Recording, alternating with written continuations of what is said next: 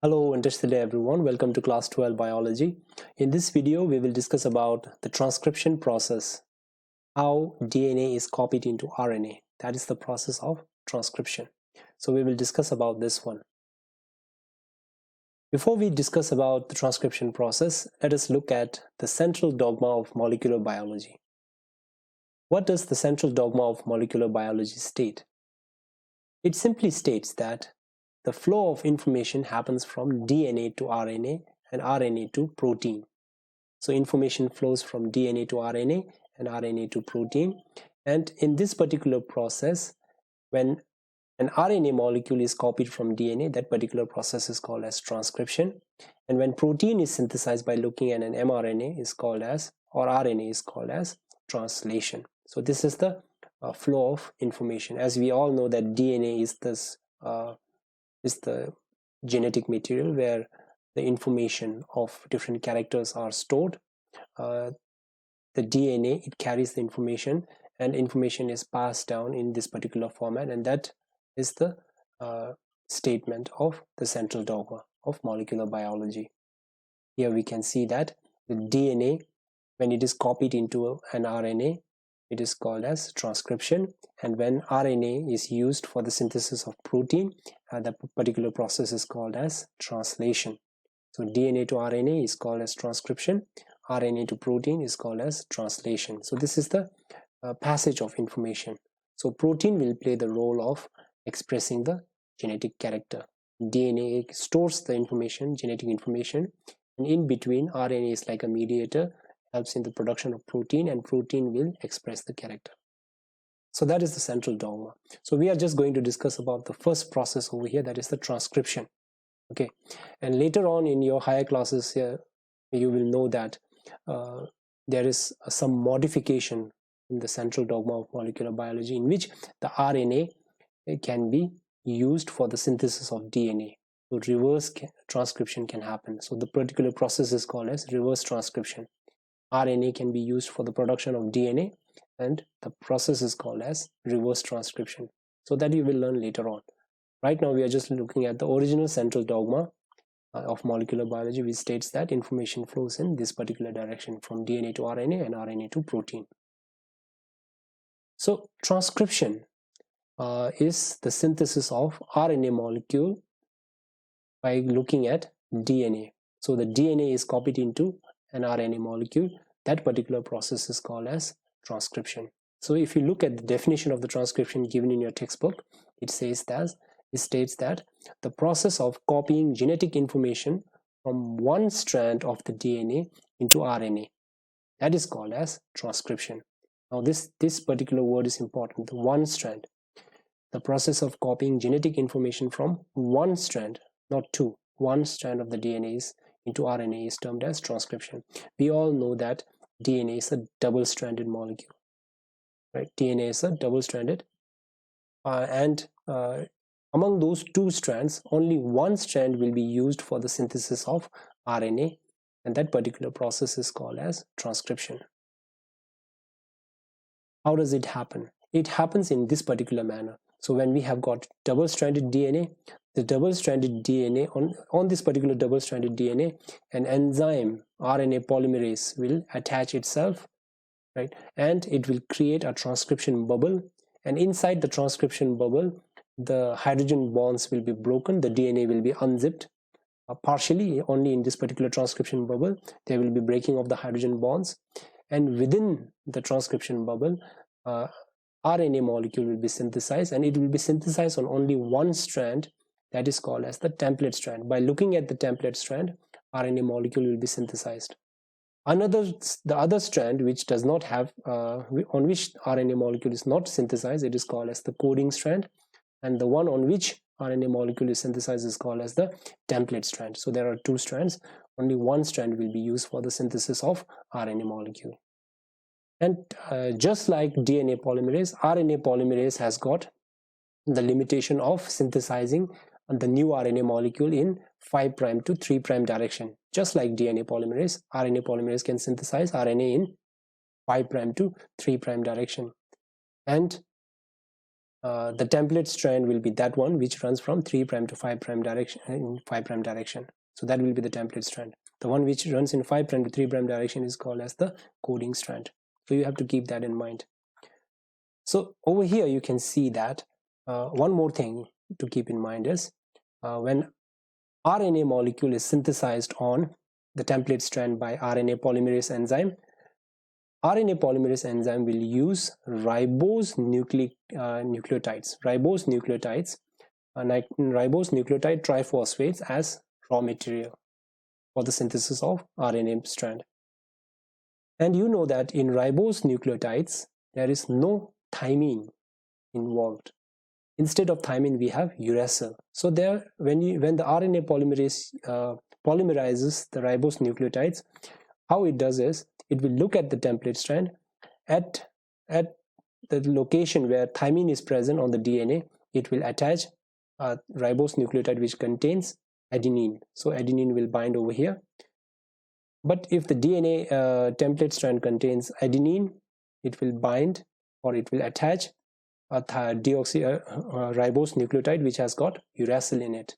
So instead of thymine, it uses uracil. You have to keep that in mind. So RNA strand is synthesized in 5' to 3' direction in which there is no thymine. Instead of thymine, they have got uracil. So this is the second thing you have to remember. First thing was only one strand, that is the template strand, will be used for the synthesis of RNA, and RNA polymerase has got limitation that it can synthesize the new strand, the new RNA strand in 5' to 3' direction. And the second thing to keep in mind is while RNA polymerase polymerizes ribose nucleotide, it polymerizes in such a way that at the place where adenines are present on the template strand, it will use uracil instead of thymine. Right? So that is RNA strand synthesized over here. Now the question is, why both the DNA strands are not used for transcription process? Why both DNA strands are not copied during transcription process? So there are two reasons. The first reason is, if both the DNA strands are copied during transcription, there will be complications in the genetic information transfer machinery. What will be the complication? The complication will be if the two DNA strands are transcribed, what will happen? It will create two RNA molecules. Two RNA molecules will mean it will code for two different proteins.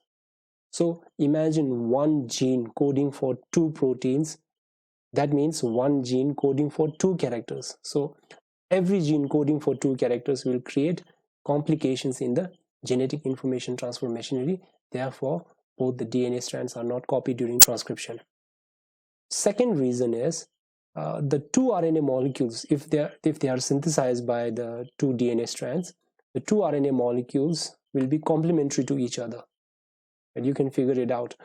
If both the DNA strands are used for the synthesis of RNA molecules, since the DNA are complementary to each other, the RNA synthesized on these two strands will be complementary to each other as well, and these two will form the double-stranded RNA. And double-stranded RNA is not used for translation purpose. The RNA which is double-stranded cannot be translated into protein. So therefore, both the DNA strands are not copied during transcription. So you can copy it down, or you can find the answer in your textbook. Why both the DNA strands are not used for transcription process? Why only template strand is used for transcription process? Why the coding strand is not used for the transcription process? So questions like this thing can come in your board examination, so you can keep the answer ready for that. Now, the entire DNA length, so if we have a very long DNA, the entire length of the DNA is not used for the transcription process. Only a portion or only a segment of DNA is used for the transcription process, and therefore that particular segment is called as the transcription unit. Right? Only a segment of DNA is used for the transcription process, therefore that particular segment is called as transcription unit.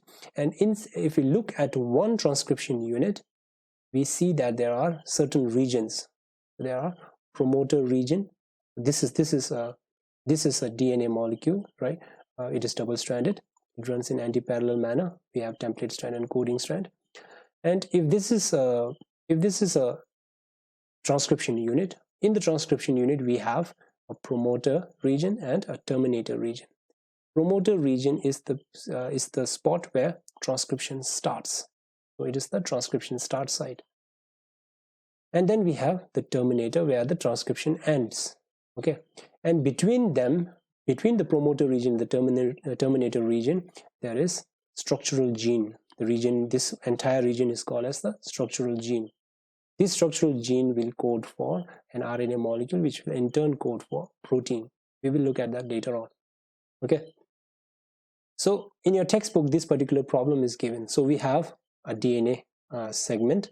So let's say this is a transcription unit, and an RNA binds over here, RNA polymerase binds over here, and it synthesizes an RNA molecule. What will be the sequence of RNA molecule over here? Right? What will be the base sequence over here? The base sequence will be, right, it will run in 5' to 3' direction in this particular manner, and at adenine it will attach uracil, at thymine it will attach adenine, at guanine it will attach cytosine, at cytosine it will attach guanine. Right, so this will be the sequence of RNA molecule.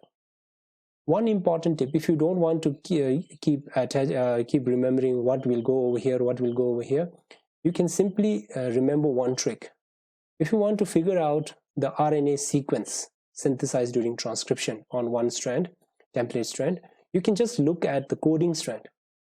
You can just copy down the coding strand over here. Except that at place of thymine, you can write uracil. T should be replaced with U. Other things will remain the same. Right? So that is one trick that you can remember while you try to write down the mRNA or RNA sequence that is transcribed on the template strand. You just have to look at the coding strand, copy down the coding strand, and replace thymine with uracil. That's the trick. I hope it will be helpful for you. Now, transcription unit and the gene. Right? What was the definition of the gene?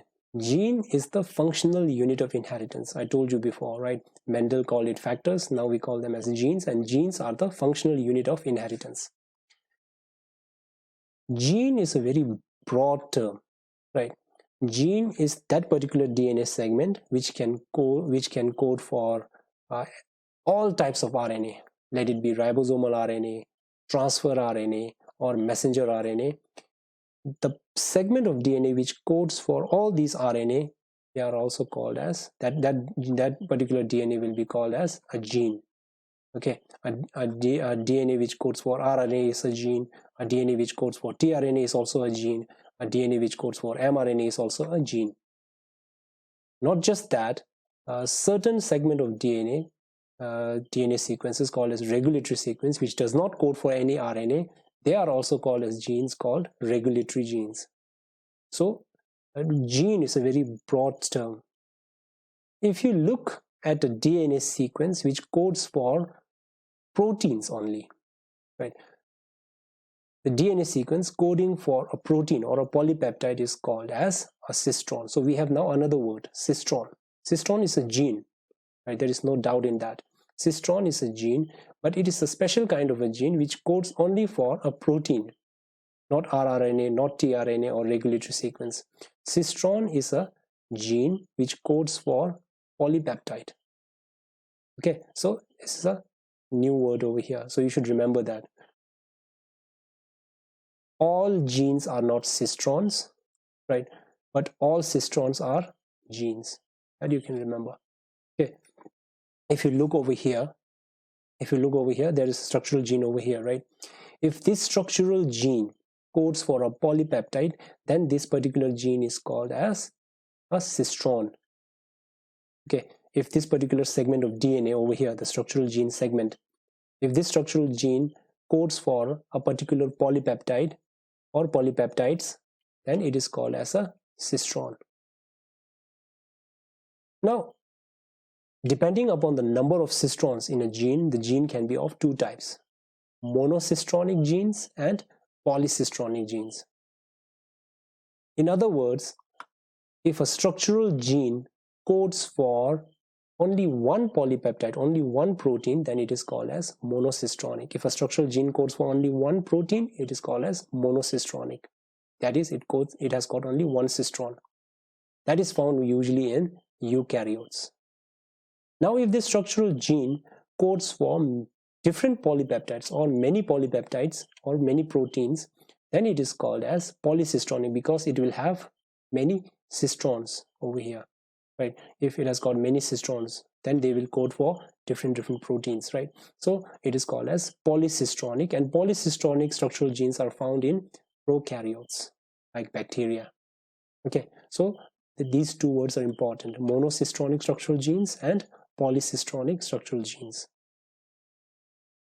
Furthermore, you have to remember this one: monocistronic structural genes, which are found in eukaryotes, are also said to be split genes.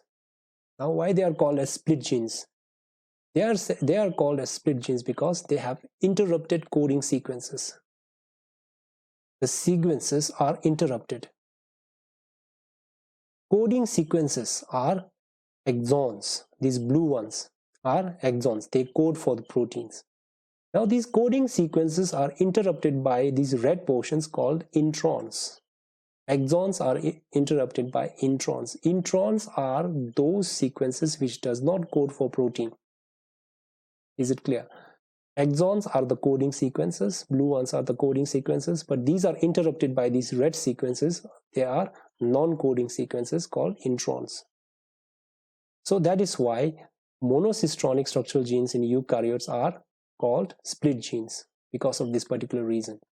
If you look over here, when this particular segment of structural gene is transcribed, the primary transcript, the RNA, the first RNA which is formed, it contains both exon as well as intron portion over here.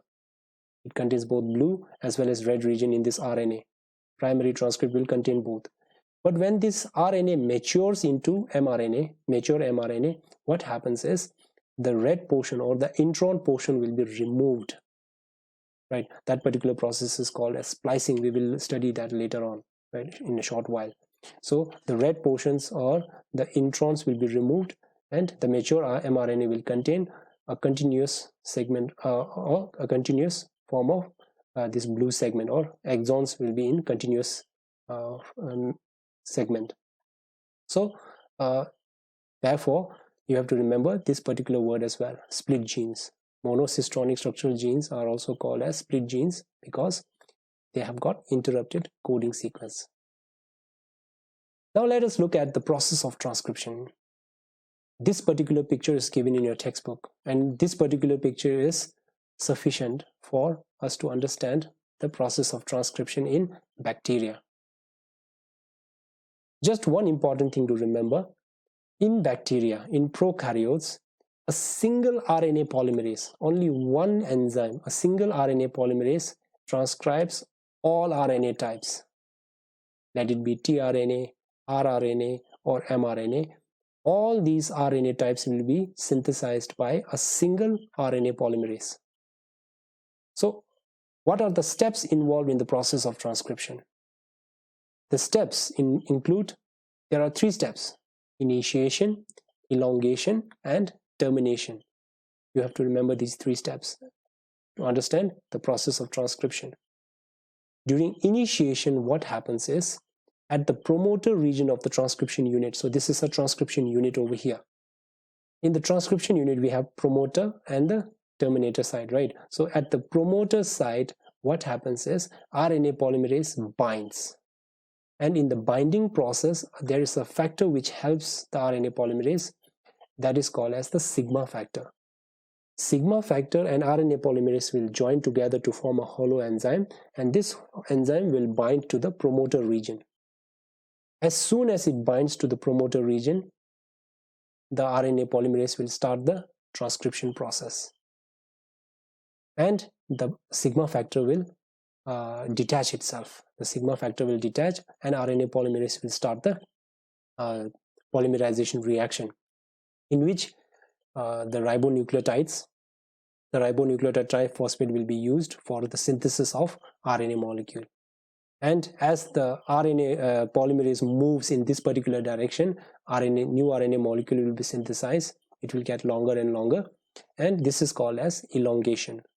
The actual process of polymerization of ribonucleotides is called as elongation. So here, right, and as it moves, as the RNA polymerase moves towards that side, it nears the terminator region. When it nears the terminator region, what happens is, at the terminator region, with the help of another factor, earlier it was sigma factor which helped the RNA polymerase in binding to the promoter region, but when the RNA polymerase reaches the terminator region, with the help of another factor called Rho factor, the RNA polymerase detaches from the DNA. And when the RNA polymerase detaches, along with that, the RNA molecule will be also detached. It will be removed. Now, since we are talking about prokaryotes, and since this entire thing is happening within the cytoplasm, since prokaryotes, they don't have nucleus, right? So this entire thing is happening within the cytoplasm. The RNA will be translated directly into protein. So that is the process of transcription in bacteria. It is simple, right? You have to remember these three steps. Initiation, in which there is a binding of the RNA polymerase to the promoter region with the help of sigma factor. During elongation, the RNA polymerase polymerizes RNA molecule, and during termination, the RNA polymerase detaches itself along with the RNA molecule synthesized with the help of Rho factor. So that is the process of transcription in bacteria. Now let us look at the process of transcription in eukaryotes. In eukaryotes, the process of transcription is little bit complicated, little bit, right? And the complication arises because, right, because in eukaryotes, the gene is what? It is split genes, right? I told you the monocistronic form of this particular gene is a split gene, right? There are exons as well as introns within this particular DNA transcription unit. Not only that, in eukaryotes, there are different forms of RNA polymerases. RNA polymerase 1 transcribes rRNAs, these types of rRNAs. RNA polymerase 2 transcribes mRNAs, precursor mRNA. RNA polymerase 3 transcribes tRNA, 5sRNA, and snRNAs. So there are three different types of RNA polymerases. In prokaryotes, there was only one RNA polymerase, right? So here we have got three different RNA polymerases. Now let us look at only this one, the RNA polymerase 2. RNA polymerase 2, what it does is it transcribes the precursor mRNA. And since the eukaryotic structural genes are split genes, it contains both exons as well as introns. So these yellow portions are exons and these red portions are introns. In the precursor mRNA, both exons and introns will be present. And introns, they don't code for protein, right? They need to be removed. And the removal of introns is called as RNA splicing. Over here, what happens is the spliceosomes, a complex protein structure. A complex protein structure will attach itself over here and remove the introns, thereby forming a continuous chain of exons over here, right? So this is RNA splicing. Not just the removal of introns, there is also attachment of a G cap over here. A G cap is also attached, right, in this particular maturation process, right? In synthesis of a mature mRNA, what happens is introns are removed. Along with the removal of introns, what happens is at the 5' end, a G cap is attached. Capping, this is called as capping. And at the 3' end, there is an addition of a poly A tail. A poly A tail will form over the 3' region. So the three processes happen during the transcription process of eukaryotes. These processes, they happen over here. The first is RNA splicing, during which the introns will be removed. And at the 5' end, there is G capping. And at the 3' end, there is addition of poly A tail. So this G capping and poly A tail are for the stabilization of the mRNA. So this mRNA has go out has to go out from the nucleus into the cytoplasm, and when it moves into the cytoplasm, there are other enzymes which will try to destroy this mRNA in order to keep this mRNA safe, and in order to keep this mRNA safe, as well as in order to help this mRNA to bind with the translation machinery in the cytoplasm, these modifications are made. So this RNA modification into mature mRNA, it is called as RNA splicing, and it happens in transcription process of eukaryotes. So if you look into your textbook, it is said that at the 5' end, a methyl guanosine triphosphate is added, that is called as G capping, and at the 3' end, free residues of adenylate acid will be added, so it will form the poly A tail at the 3' end.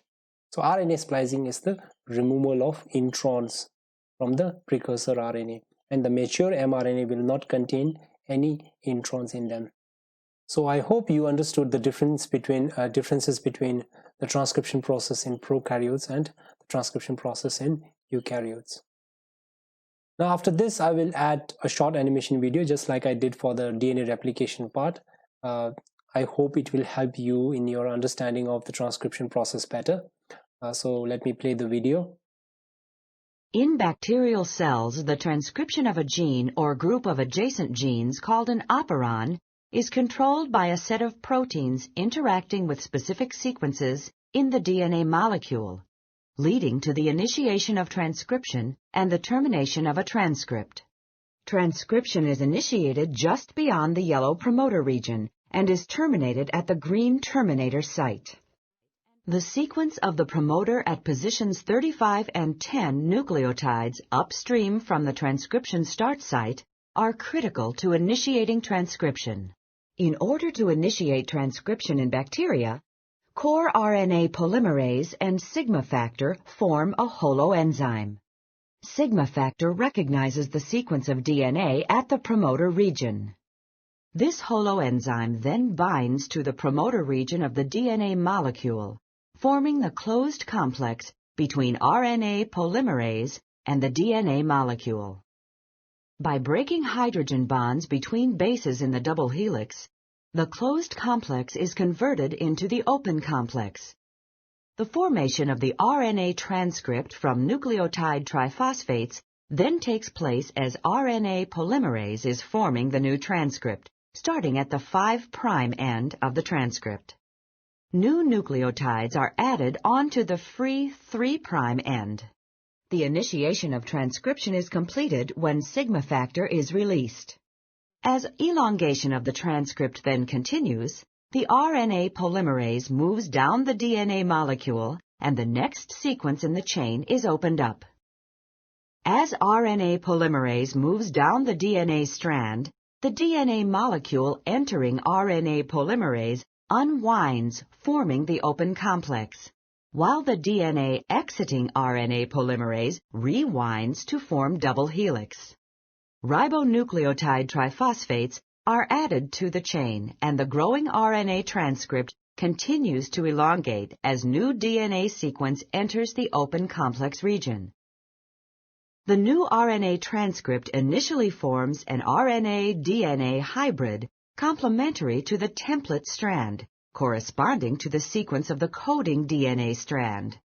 In this way, the DNA double helix is opened, transcribed, and reclosed with minimal stress on the DNA molecule. One mechanism of bacterial transcriptional termination involves the binding of the Rho protein to the RNA. It is a helicase that moves in the 5' to 3' direction toward the RNA polymerase. Between the Rho recognition site and the terminator site, a stem loop structure is formed by the sequence in this region.